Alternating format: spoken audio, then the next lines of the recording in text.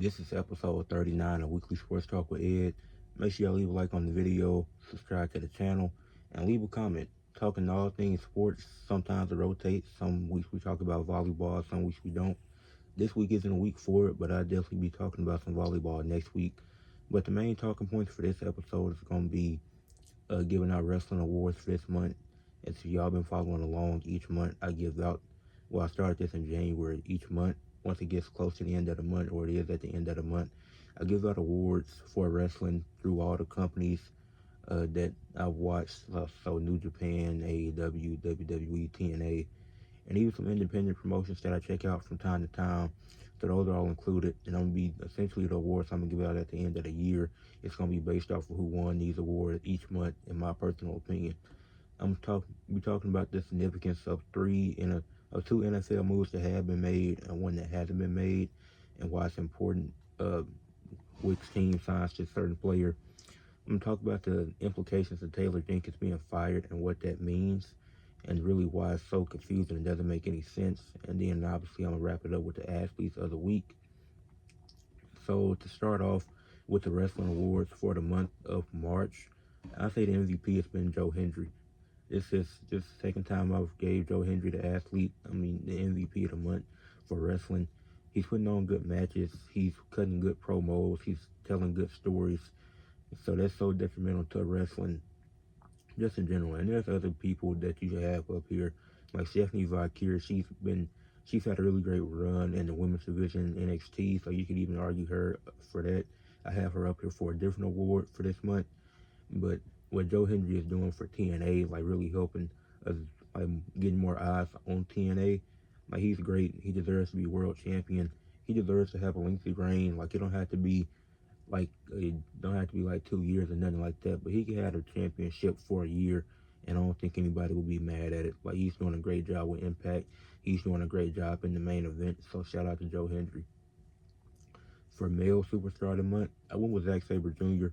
This is the second time I'm giving him that award. Zack Sabre Jr. He's one of the best wrestlers in the world, like just pure in-ring talent. I think he's a top 5 wrestler if we're just talking build-to-build wrestling. I think it's Kenny Omega, Will Ospreay, Seth Rollins, Io Sky, and Zack Sabre Jr. Not necessarily that order, but you can argue that order. But those are my top 5 wrestlers in the world when it's just like currently just in-ring talent, build-to-build. Like I think Zack Sabre is top 5 in all his matches. He always puts on good matches. Even if it's in tag team matches, he's able to tell a story there, and he's putting on good matches. In New Japan, they had New Japan Cup Series, which wasn't amazing. It was decent. New Japan doing the New Japan Cup Series, it was decent. And Zack Sabre Jr. made his return, and he put on some good matches. Had some good matches in the tournament. Had some good tag team matches. So shout out to Zack Sabre Jr.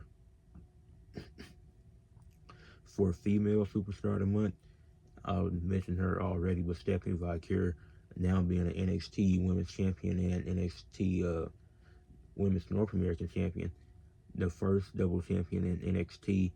Mandy Rose was never a double champion. She unified the titles, which means you bring 2 titles together and make them one. Those titles. After that, the NXT UK title was retired. So yeah, she's the first woman to be a double. Stephanie Valkyrie is the first woman in NXT to be a double champion, and she's consistently putting on good matches, telling good stories. The match with Julia, it wasn't great, but it was still a good match, and Julia was dealing with an injury. The match she just had with Jada Parker, and then having to fight Fallon Henley that same night, later that night, like those were good matches. The tag team match she had, teaming up with Jordan Grace and Julia to take on Fatal Influence, a good match. She's consistently put on good matches. She's telling good promos for somebody that's not Americans. For somebody that English isn't her first language, she's cutting good promos. So you have to go with her for this month. And this has been consistently in the best superstars. The best female superstars have been in WWE so far this year. Toni Storm is doing a great job in AEW, but Bianca and Bayley were the last 2 that had win these awards. So, but Stephanie Valkyrie for this month of March was amazing. For tag team of the month, I went with the Street Profits. Them finally getting those tag team titles in a good match against DIY, well deserved. Then they had a match against Los Garces, which was a good match, non-title match. Then they defended on SmackDown against Pretty Deadly. So they've wrestled back to back to back weeks. Like they're wrestling consistently. They're in title matches. They're putting their titles on the line. Obviously, either Motor City Machine Guns or DIY is going to be next. Whoever they don't face is likely going to be that WrestleMania match. So you will avoid doing a four-way because they already beat Los Garza. So there's no reason for them to get a title shot. They just beat Pretty Deadly to retain the titles. DIY didn't get that rematch yet, so you could do that. And then you could do Motor City Machine Guns and Street Profits at WrestleMania if you want to. Like that'll be a fun match. And Motor City Machine Guns are probably getting on WrestleMania, especially with how WWE brought them in from TNA and had them go against the Street Profits, with the Street Profits retaining. That'd be a great decision in my opinion. For most improved wrestler this month, I'll go with Zara Brookside. She's been wrestling for 10 years now. 10 years now, but she's finally starting to make a name for herself. People are finally starting to know who Zara Brookside is. Like the stuff she's been doing in TNA, it's been pretty solid. And I think she continues to show constant improvement each week. The promo still need a little bit of work, but in ring wise, she has definitely gotten better. For Rookie of the Month, and once again to clarify, for Rookie of the Month doesn't necessarily mean that somebody is new to wrestling, but they're new to that brand or that company. So January and February, I had Penta for what he's been doing in WWE because he's a rookie in WWE. Obviously, when we're talking all of wrestling, he isn't. But since he's in WWE, I'm classifying that as a rookie. But this month, I went with Leon Slater, who had been the number two throughout these first 2 months. I think Leon Slater had a better month than Penta this month.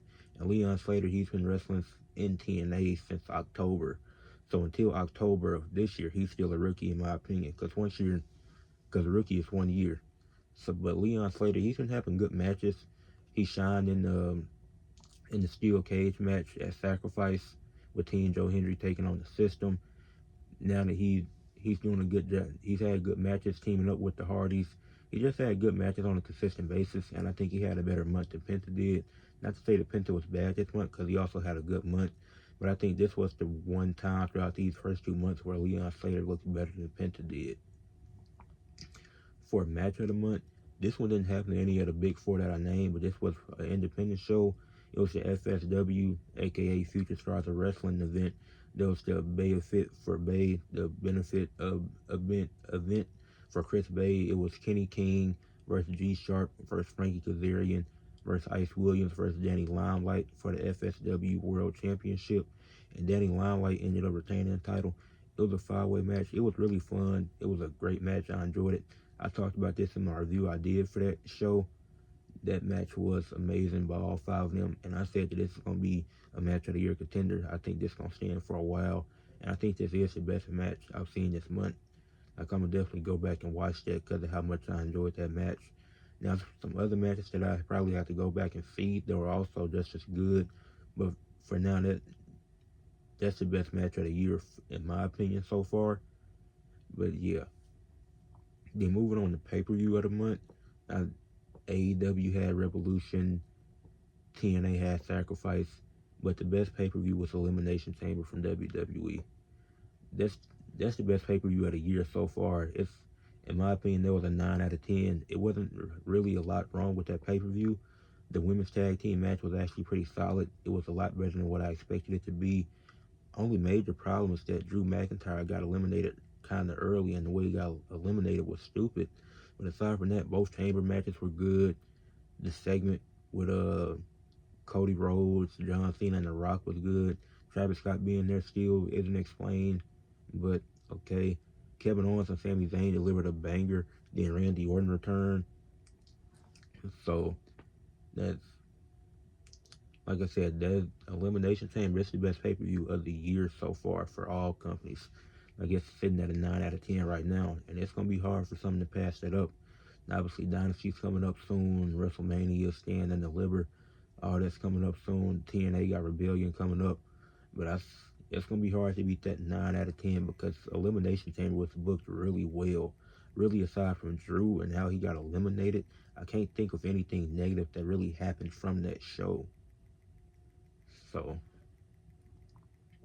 Then the surprise of the month, I'd say the surprise of the month was Chavo Guerrero wrestling. Like I knew obviously he's been in TNA before, so seeing him in El Paso um, on the show, that was cool. But the fact that he wrestled was really surprising to me. So that's the surprise of the month. Not the most surprising moment of the year because a lot of guys come back and they wrestle, even if they've been out for a while. Because he had been out 5 years, but it was cool to see. And I'm not like the biggest Chavo fan. I don't dislike him either, just not you know. But it was a good match that he put on. But the return of the month was Randy Orton coming back at Elimination Chamber. Like that's like I said, that plays a part into why Elimination Chamber was so great because we got the return of Randy Orton. Yeah, and it made sense. He went after Kevin Owens after Kevin Owens had took him out at Saturday Night's main event. So phenomenal return. The best segment of the month was Naomi calling Bianca an ungrateful B word. That segment was really good. Like both women showed a lot of emotion in that segment. It was a fantastic segment by both of them. I don't think nobody was overacting or anything like that. Then you had Jade come out there, and then Bianca was kind of gave her the green light to go. Now the stuff they doing on social media is also helping that story, but I think this story is the best one in this story is the best story in WWE right now. And I forgot to mention the rivalry of the month. The rivalry of the month has been Naomi and Jade Cargill, and they haven't even wrestled yet. Like Jade has been wrestling. She's had a match that she lost to Leah Morgan, and Naomi interfered in it. They were cutting good promos backstage. They're really cutting deep. Like, and then they're going further with it on social media. So that story is the best in WWE right now. And they had a segment of the month, in my opinion. The best weekly TV show for the second month in a row, I'm going with NXT. They do a great job displaying the women's talent. They do a good job displaying everything. Like the mid card scene, they get a lot of shine. The main event scene isn't the greatest, but it's not super weak either. Like they have solid guys in that main event scene to keep it alive and keep it fun. Like about the stuff, they're consistently putting on good matches. The women are consistently having good matches. The promos continue to improve by certain superstars. And this past NXT wasn't the greatest. Like it was one of their lowest. I I rated in my personal opinion since January, but it was still a good show, and that shows like these shows are consistently like eight out of tens in my opinion. That's how good NXT has been, and for the second month in a row, they're the best weekly television show. But as far as best promotion goes, I would go with AEW for the second time this year because Revolution, it was a 7.5 out of 10 in my opinion. It was still a That's still a good pay per view. Like a 7.5 is not bad, but Collision has consistently gotten better. Dynamite has did really well, and then the fact that Collision and Dynamite are doing good, and then you have a good pay per view with it, that's very consistent. For WWE, I couldn't give it to them because they're not consistent. Like NXT is great, but Raw and SmackDown is just inconsistent. And then you did have a good pay per view, amazing pay per view with Elimination Chamber, but I gotta factor in the I gotta factor in the weekly television shows as well. And New Japan, they had a they had multiple events, but most of those events came in. It was the New Japan Cup Series, which in a total was like 6.8 out of 10 in my opinion. Then they did another event which I gave a 6 or something like that. So I couldn't win with them. Then TNA, they just haven't been consistent as AEW has been this month. So that's why I went with AEW. But those are my wrestling awards for the month of March. Like I said, I do this every month on my podcast. So, and most of the times I'm going live, but not for this one. And if you see my community post, you would know why. But now let's get into some NFL stuff. First, the Patriots signed Stephon Diggs to a 3-year, $69 million deal. Number one, that's a lot of money for a guy coming off an ACL injury. Number two, Stephon Diggs continues to go to worse teams. From when he went to the Vikings to the Bills, that was great. It helped him and Josh Allen become who they are. And then he decided that he would be better off going to the Texans. And then he got injured, so I can't fault him for that. Like, obviously, he was able to make money, and he was able to get a solid contract there. And then he unfortunately tore his ACL. Like, we don't like injuries now. So, that was unfortunate. but he only spent one season with them and he only played a few games. So now he's going to the Patriots in a division that he already left, and a division that the Bills run, like the Dolphins, Patriots, and the Jets. They don't have a shot at that division unless something. Let me not speak that into existence, but they don't have a shot at. Nobody has a shot to really beat the Bills in that division. It's just I just don't see a world where it happens. And like Drake May, he needs a first option. And Stephon Diggs is a good wide receiver. Is he a great one? At this point in his career, no. He's still good. He's still serviceable. But him coming off the ACL injury, there's reports that he should be ready by week 1. But we don't know how well he's going to play coming off that ACL. And then you still need a solid 2. I think Hunter Henry is a good tight end. So I think you have a solid tight end. Ramondre Stevenson, he's a solid back. He does he does fumble a lot, but he isn't terrible. He definitely needs to control the turnovers and the fumbling. He isn't terrible though. But I don't think this move really does much for the Patriots. Like you still need an offensive lineman. They should address that in the draft. And there's probably still some work you could do on defense, but I don't know. I don't think this is the best move, especially with the uncertainty of how well he's gonna play coming off that ACL injury. So I don't know about this move. I don't think it's a good move. It's okay because you need to get a true wide receiver 1, and he's better than every receiver on that roster. But will he be durable during the season?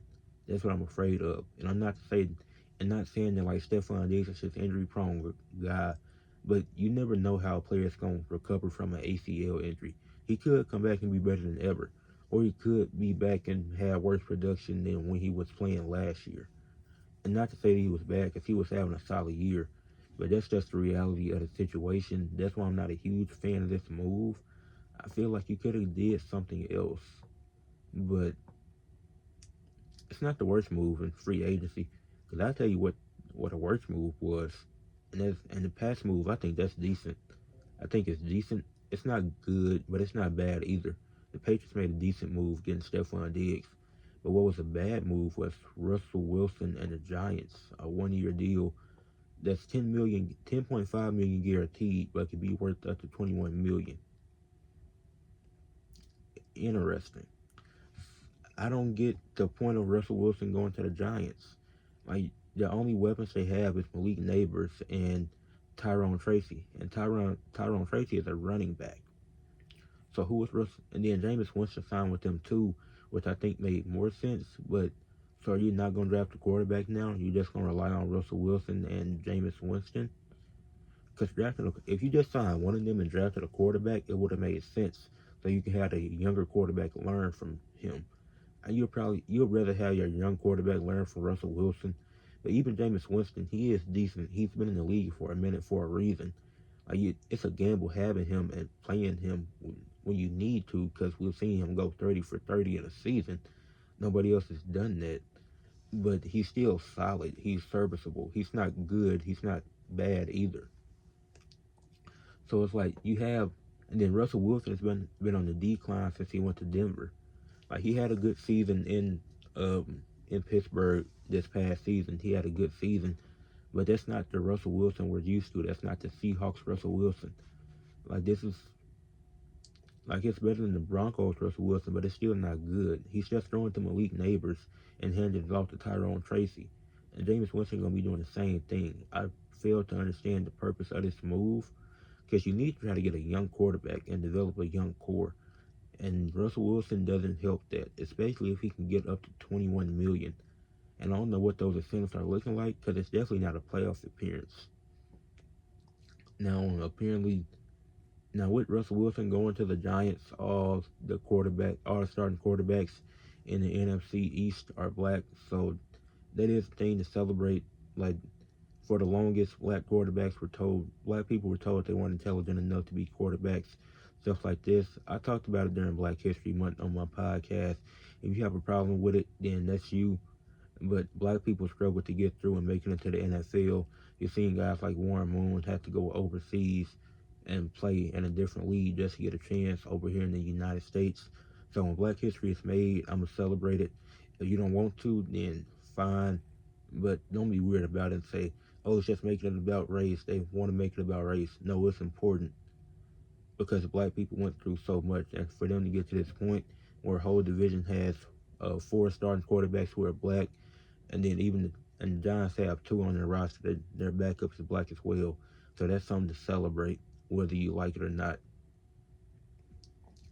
But yeah, the Russell Wilson to the Giants don't make sense.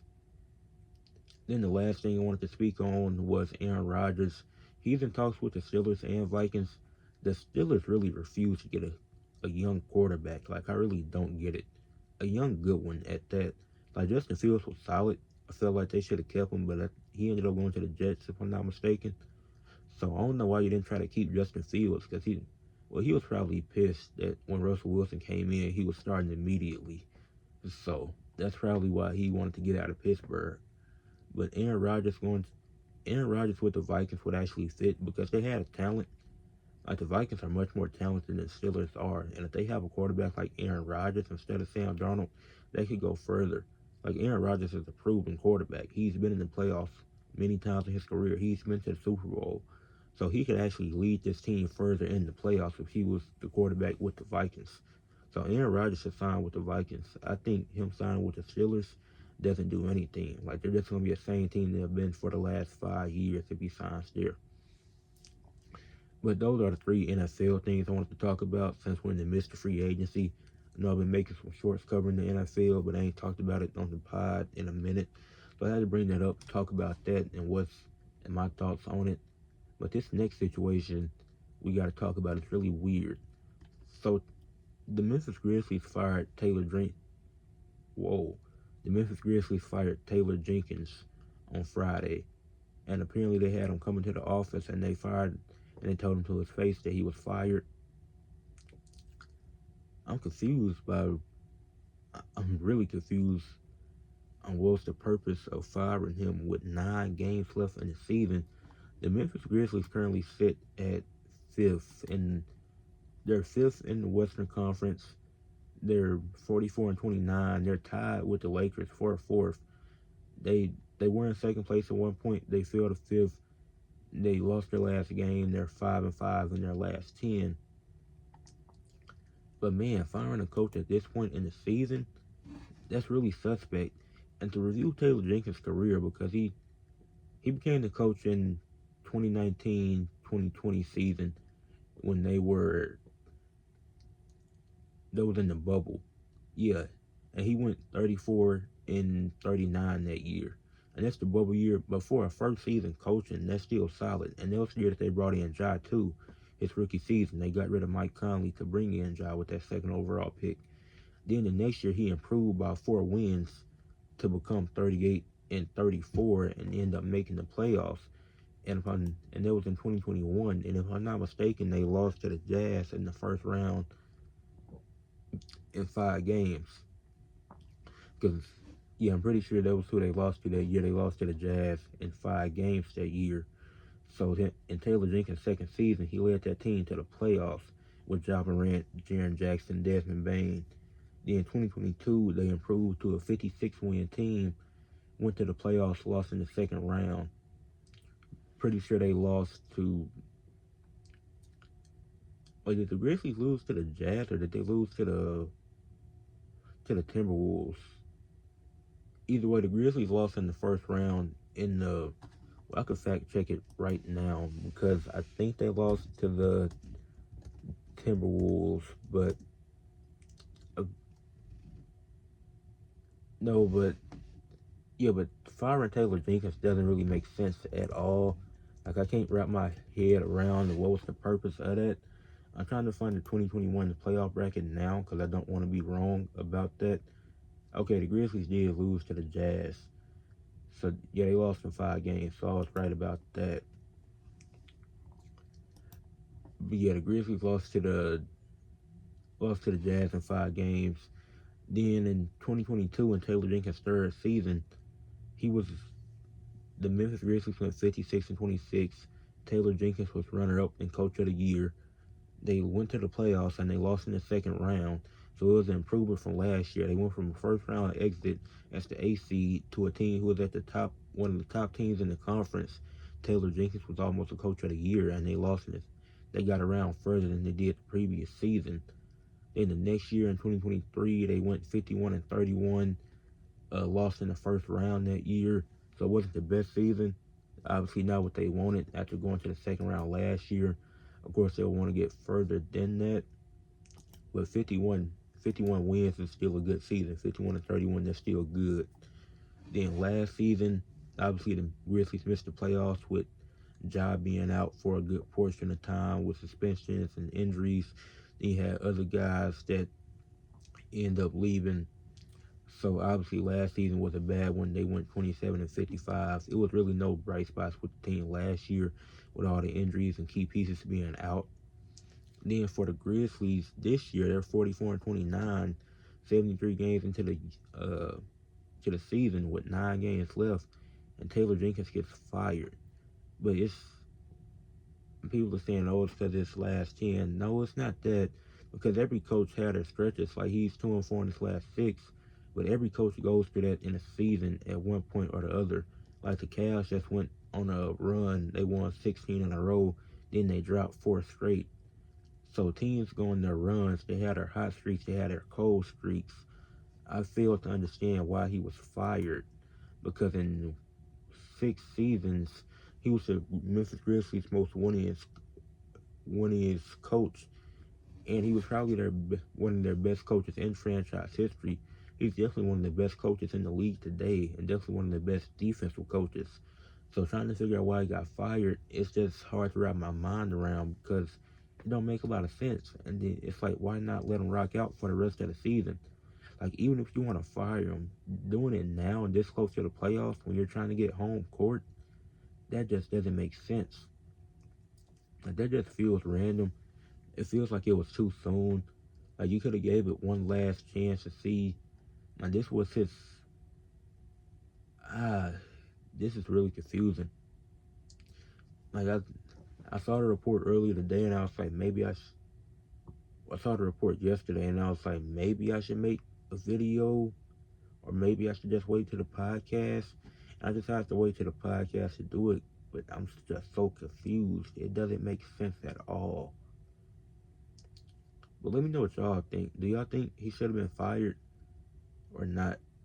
I personally don't think he should have been fired. I think the Grizzlies should have let him rock for the rest of the season. Then after the playoffs, you determine what you want to do. And if you get to the conference finals, I would say keep him, because if he just get to a point where you show you can only get to a certain place as a coach, like if you can only get to the second round as a coach, then that's very telling. Like the one year that they played now they beat the Grizzlies. They beat the Timberwolves that year. But yeah, and even this season, like some of the things like Desmond Bane, from watching the Grizzlies, this is what I've seen. Like Desmond Bane hasn't been the same guy that he was the last few years. Jaren Jackson's been the best player on the team, not because he's better than Ja, but because he's been more available than Ja. I do think they're on an even playing field, but Jaren Jackson was definitely worthy of being an All-Star this year. So, like Ja, he definitely had some injury time. He was out for a little bit, not super long compared to previous years, but they definitely affected him a little bit. But they're still been a top team in the Western Conference for most of the year. So I don't know. The firing don't make sense to me. Let me know what y'all think. Is it something behind the scenes that we don't know about? But yeah. And then to get into the last segment of the podcast, athletes of the week, for let's get this out the way. For the NBA, I went with Josh Giddey. In the first Lakers game this last week, he only had 15 points, but he had 17 assists and 10 rebounds. Had a triple-double in that game. He had a triple-double in both games against the Lakers this past week. And the Bulls have won their last 3 games. So the Bulls have been rolling. Josh Giddey's been rolling. Kobe White's been rolling. And then in the game against the Nuggets, in the game today, the Bulls won. Josh Giddey shot 8 of 11 from the field, only taking 3 threes and making 2 of them, and getting to the line 10 times and making 8 free throws. And he had 26 points, 9 assists, and 7 rebounds in that game. And then the last game against the Lakers, he had 25 points, 11 assists, 14 rebounds, and 2 steals. And one of those steals was the most important steal of the game towards the end of it. And then in the plus minus, like he was a plus 22 against the Lakers in the first game, plus 10 against the Nuggets, then a plus 8 against the Lakers in the second game. So he's been a positive on the court. In his last 5 games in general, he's been in the positives as far as it goes for plus minus. So Josh Giddey, he's having a good week. He had a really good week. The Bulls been rolling. Kobe White's been good too. So shout out to Josh Giddey. He's been doing his thing for the Bulls, and maybe they could make a. They're already in the play-in. Obviously, they're in the play-in right now. They're the 9th seed. They're 33-40. They're a game and they've won 4 straight. They're a game and a half behind the Magic, and then they're 2 games behind the Hawks. They could make a push to get to the 7th spot and have a better chance at getting into the playoffs. If they get to that 7 or 8 spot, they have 2 chances to make the playoffs, which could be a possibility with how good the Bulls have been playing lately.